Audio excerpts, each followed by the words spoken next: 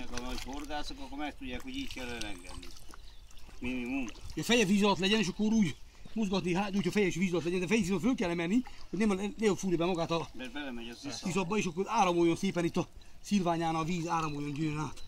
De egy rögtön nem ment volna. Érzem, hogy kurva erős. De szép. Szép ám. 31. Igen. Ez nincs több 60, nincs vizesen sincs több 60 dekától. Mert szárazon szony, akkor mikor Azért vetettük. mondom, tudom. Ez egy fél kiló.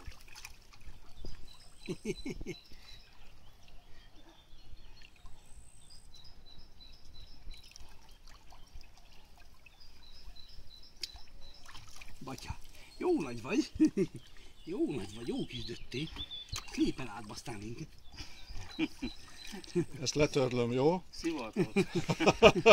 Cenzúrázunk. Kisipoljuk. Csipoljátok ki. Jaj, de Ez a gyönyörű. tévébe. Egy ős kövület, gyerekek, egy ős kövület, ez nem is hal. Nézd meg, úgy néz ki, mint egy anakondának olyan a feje. Szép nagyon. De jó erőben van. Nagyon Ah, szép, erős volt, nagyon erős volt, kövér, nagyon. Vastag. Hogy érzed? Azt majd észreveszed, mikor ő egyedül Annyira akar menni, hát mozgatja. először már akartad menni. Ja, de ez csak az elején. Nem engedem, majd fogod látni, hogy fejre áll még akkor visszahúzzuk mindenféle, elenged. Ó, milyen széles, mi?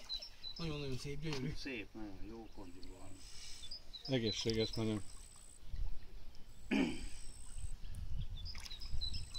Na mit sumálkodsz?